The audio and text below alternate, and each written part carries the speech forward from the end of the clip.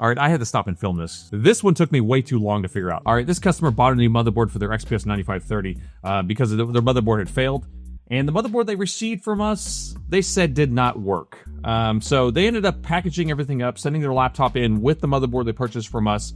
And I have been racking my brain trying to figure out why this board is not working. But let me show you what it's doing. Let me show you the symptoms, and I'll tell you what I figured out. All right, so if you keep an eye on the power meter right here, you can see that when you plug it in, it goes to 20 volts, but sits there at 0.02. So it doesn't try to turn on. It actually should start pulling current pretty much immediately.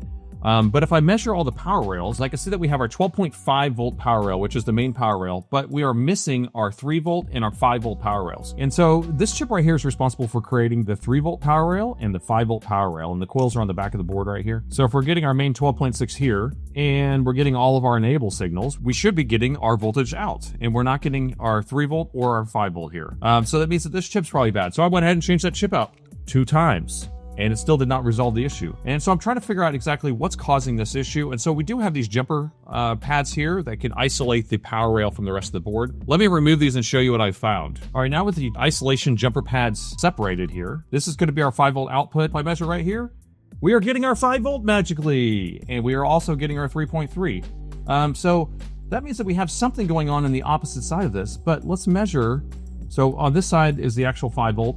And on this side, what do we have? 3.3? Why do we have 3.3 on this side? This doesn't make sense. And actually earlier on, I was actually having a short in that area. So I was trying to play around with this and try to figure out exactly what's causing it. I tried going through and replacing any of these components that were on that 5 volt power rail. And here's what I found. Right here, where the keyboard plugs in, we see bent pins. And look at this. Look at this. All these pins are shorting out together. So we are back feeding our 3.3, probably a ground, probably something else in there. This is probably all melted and messed up in here. So this is going to force me to have to change this keyboard connector. But here's the thing. These boards are not cheap.